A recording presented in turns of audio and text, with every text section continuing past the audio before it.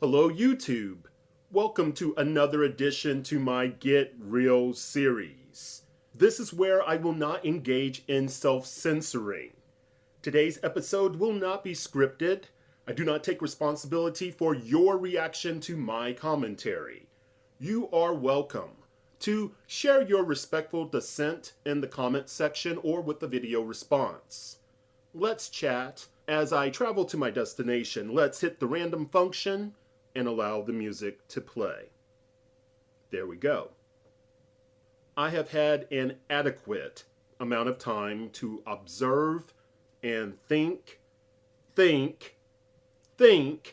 about what I have experienced.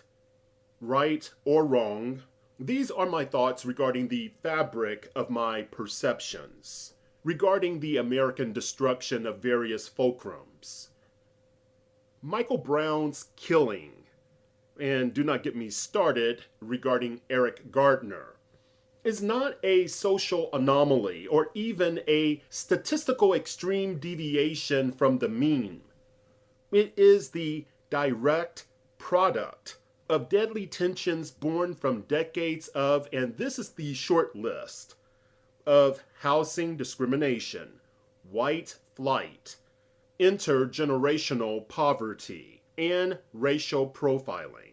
It is more than likely also a case of poor decision making on both parts of the equation. Oh, before I really start exploring my thoughts with you, I do not play childish race games.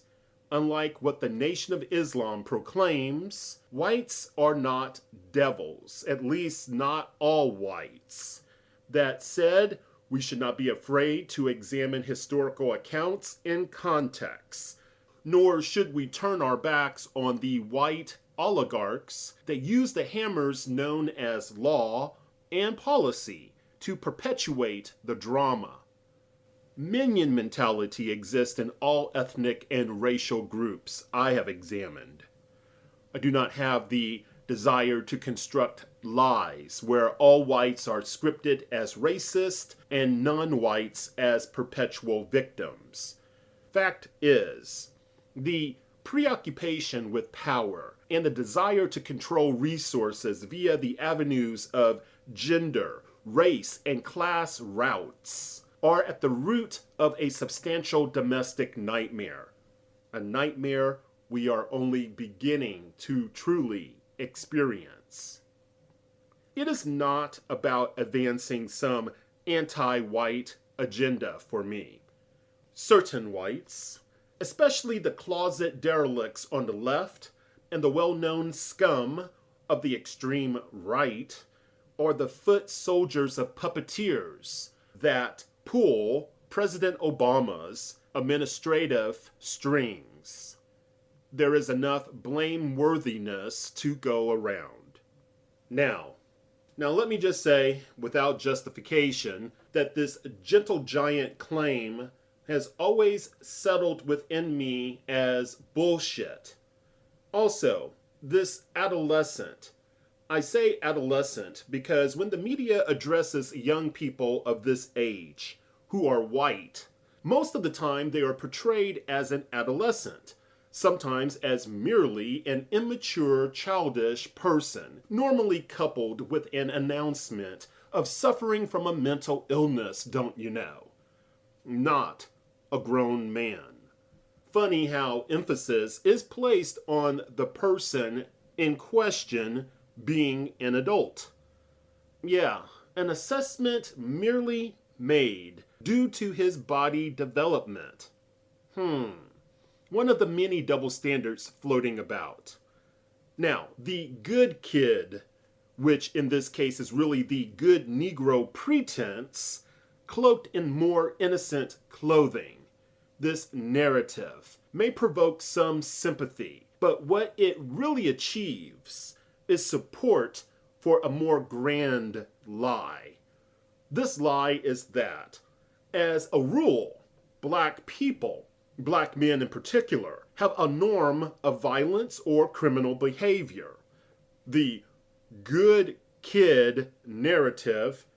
First, the word kid originally was used to direct attention to a young goat, not a human offspring. God, I absolutely hate that we use this within a confabulation context. The good kid narrative says that this kid didn't deserve to die because his goodness was the exception to the rule. This is wrong. Wrong, wrong, wrong. The adolescent in question didn't deserve to die because he was a human being. Outside of the realm of true self-defense, one that allegedly committed criminal actions should not be targeted, be denied the ability to have their day in court, and then have a final judgment of guilty, a rightful punishment that is imposed for a rightful process that has taken place, not one jumping to conclusions or one acting out of some emotional haze or delusion or bias. Need I say more? What has life brought to us of late? The abundance of people who showcase that they have no love, no appreciation for due process, that if a person is outside of their group, that they are willing to subject that individual to being worm food. Yeah, that's what we have come to. We have come to behave quite openly, so many of us, as a crude, unthinking, uncouth, ill-breed person who lacks an understanding of fundamental empathy and law and order. One who has tossed out critical thinking skills only to embrace being on automatic, acting as if they do not have the ability to think. Just uncivilized rejects of organic flesh who wears Prada and plays with electronic gadgets. This is what many of us have become. To be worm food. Yet all sorts of formal accusations which have not been established beyond doubt pushes the narrative of empowering our growing police state. You know, where one allegedly struck a police officer or allegedly attempted to secure a weapon, one that reportedly behaved as an evil supernatural being. You do not have to be a trained professional to figure out that there are other ways of handling this situation or many others. One where excessive aggressiveness could have been avoided. However, many seem unwilling to accept that they have been programmed. A larger than average black male who is energetic, whether he be criminal or not, in his actions, is quite the dilemma, is it not? Heaven forbid if his dress or mannerisms do not fall in line with the teachings of Emily Post or the likes. For if it does not, that individual is automatically a cruel, wicked, inhuman person. Yet, America has a long history of conveniently ignoring that blacks' lives do matter as much as the rich white shot callers or neo-feudal lords. Hopefully by now we know that certain pundits, irrational street mob participants, and professional agitators maintain and promote a belief that feelings somehow equal sound, practical judgment. Make no mistake about it, this is not solely some leftist dialogue that is saturated in political correctness. This psychodrama is expressed in unique ways on both sides of the us versus them political constructs. It is routinely reinforced by the moral failings of people, dancing on the playground of psychopaths, the White House, but also by media outlets like MSNBC, CNN, and Fox News. I tire of the weekend warrior that has recently morphed into the weekend legal eagles.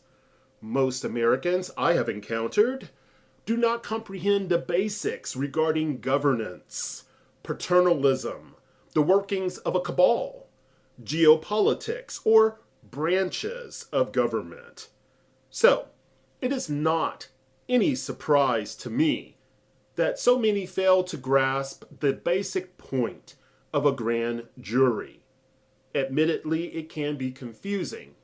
Since we are talking, I will quickly break down a grand jury function. It is not likened to a trial jury. It is all about probable cause and not guilt. A grand jury consists of 16 to 23 jurors. These individuals are not examined methodically for bias. Again, they are not examined methodically for bias.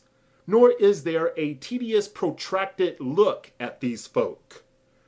A grand jury's function is not to determine innocence or guilt. It is to decide whether there is probable cause to prosecute someone for a felony crime. Also, get that probable cause is a lower standard than reasonable doubt. So it is a popular argument and instruction from the right that not only should we wait for all of the evidence to be presented in such cases where racial overtones exist, as if all the evidence ever would be presented and without blemish, but that we are inherently childlike and incapable of comprehending actuality. Therefore, common sense should be grossly abandoned? Just toss it out the window, Oh dear.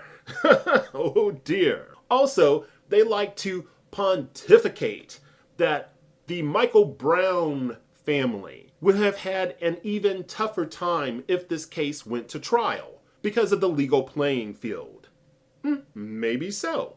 However, transparency would have had more of an opportunity to thrive in a trial setting. This is assuming that the judge allowed both sides to express themselves fully without concern for the rep or the reputation of the state's guard dogs, better known as police officers.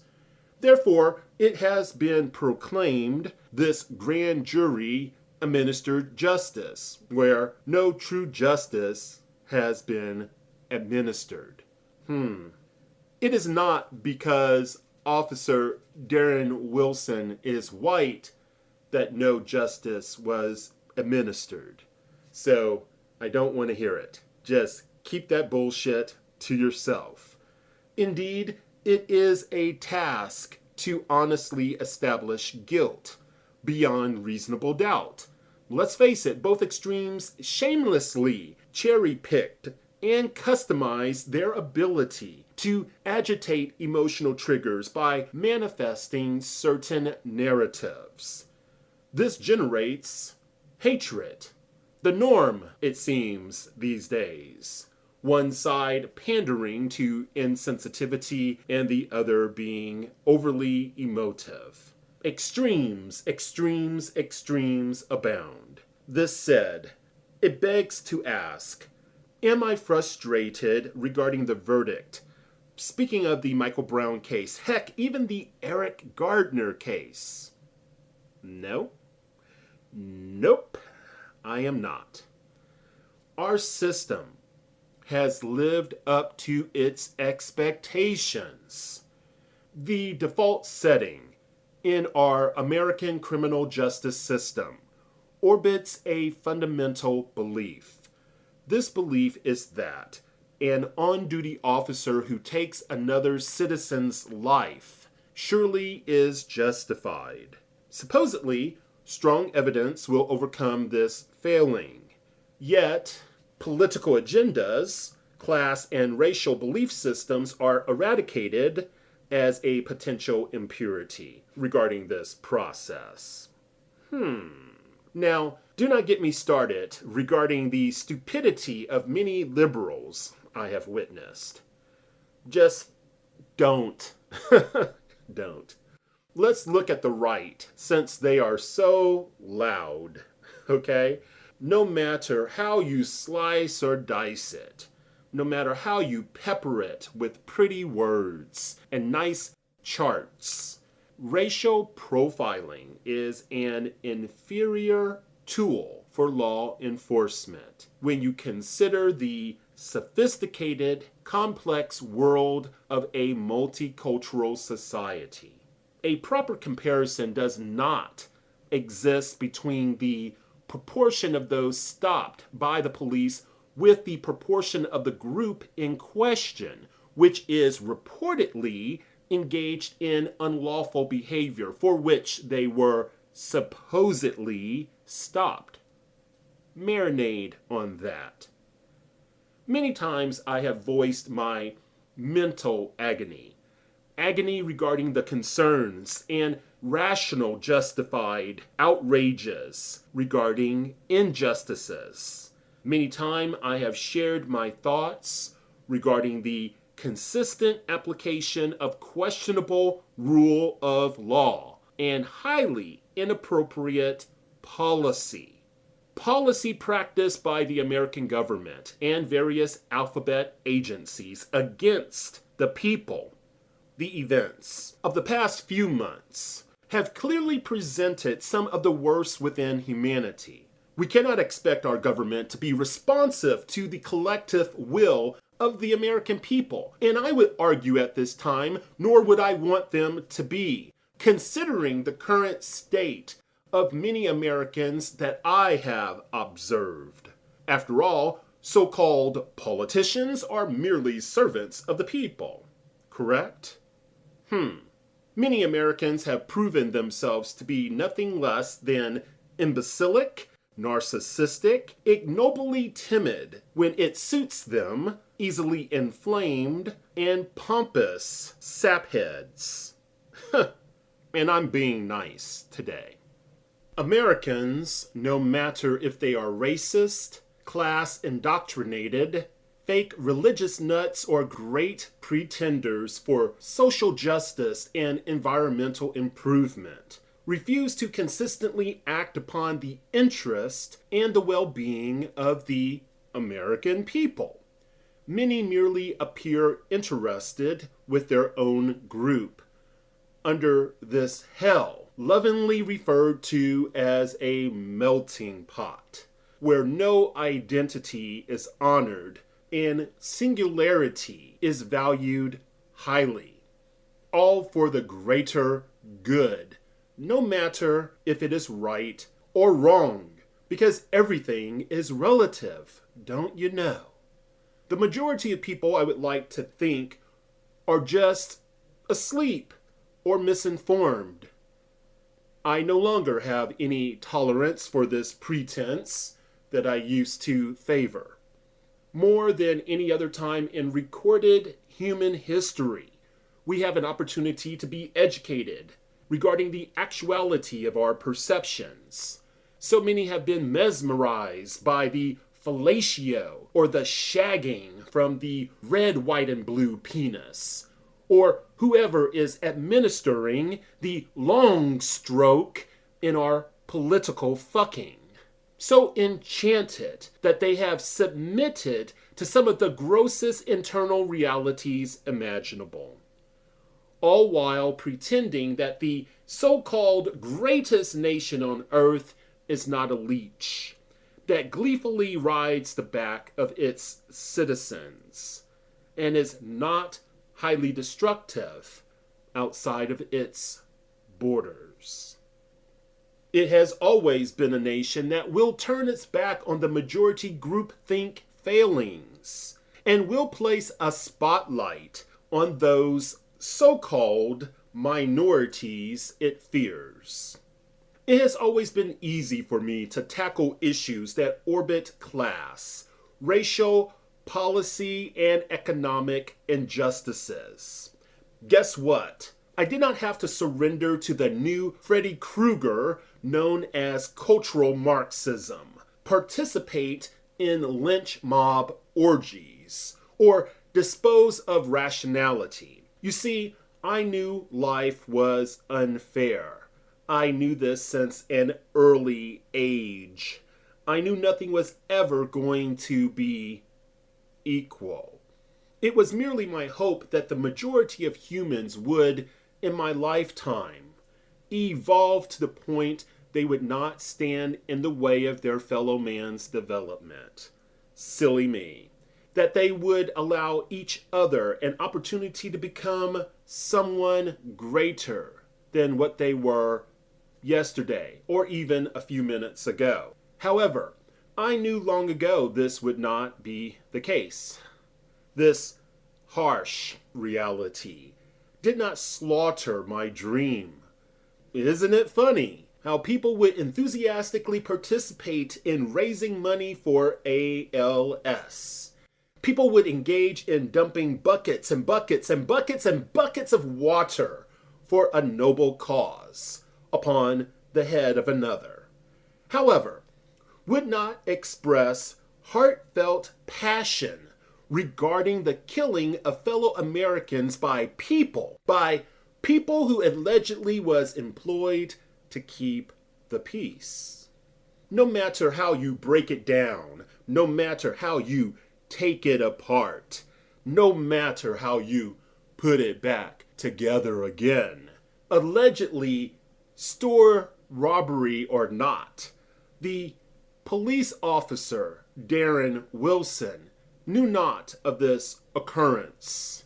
Therefore, we have an unarmed teenager who is harassed and then killed by a police officer. This is verifiable fact. However, where is the sense of urgency regarding this issue?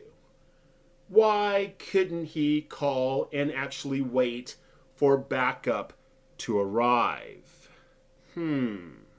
Why must we act more like mindless soldiers on a field of battle instead of a peace officer? People want to claim this incident does not pertain to race. However, those same people, because they are afraid of the accusatory finger of reality pointing at them, will loudly claim hundreds of black teens have been laid to waste in Chicago. Of course, these sort have made it clear via false comments that those of us who are equal opportunity critics are merely capitalizing on violence against blacks. Oh my, that we discarded our humanity in order to protect our own. Wow, what a psychological mindfuck that is supposed to be, huh? I can care less about those distractions. For the record, I get it. I do get it. There exists a genuine concern, maybe even a borderline fear within some people, where some who are not afflicted by the illness of racism, the sickness of classism, or criminally minded, that for some, saying the wrong thing, even if the intention is pure, is very real for them. But that does not excuse you from the fight. Being alienated, socially and economically, is a real concern. I get that. But it does not excuse you from the fight. Certain twisted whites want black blood for their military, and effort from humans in so-called black bodies for their police forces, but will turn their backs on other white people who stand in solidarity with black people. Solidarity not born of white guilt, but a thirst for justice. And I'm not just talking about one incident. I'm talking about the hundreds and thousands of cases that have gone on throughout my entire life and before, and those that surely will come long after I am gone. First, I am a realist, so know this. Either we get our shit together or we continue to disproportionately suffer together. Whether race and class are a factor or not, we need to examine the intrinsic relationship between the police and state prosecutors. Unless police become as concerned for individual rights as they are for their safety, then the sins of America, the sins of our forefathers, is a good enough reason for a black man to resist arrest. Why would any black man who is well educated about America's justice system think he should just obey the officer's instruction? That by doing so, that he will be able to clear things up later. For those who sell this tale, this tall tale, you are a friend of the state and not the people. Unless we re-examine the Pandora's box of inviting the federal government into state affairs versus changing policy and laws, then we are fucked. How can you ignore the reality of excessive force when it takes a mounting toll on civic harmony and municipal finances? This is not solely a black issue, neocons. Listen up. When is the last time you conducted a spot check of more than a dozen municipalities across the nation? I dare to claim this issue is smoldering in cities of all sizes. I have searched for over 15 years, but have yet to acquire definitive statistics nationally on excessive police force. Yet we hear of it often. Unfortunately, cities are more than likely willing to be sadistic by hiding evidence rather than defend against multi-million-dollar lawsuits. This is made easy when police departments stop sorting complaints by category, such as excessive force. Funny how the disgraceful event of police brutality is now a concern for our white American counterparts, since it escaped being seemingly confined to the so-called minority neighborhoods. Whatever happened to police using firm but careful use of force? Could it be that police view themselves as entities unto themselves governed by different laws?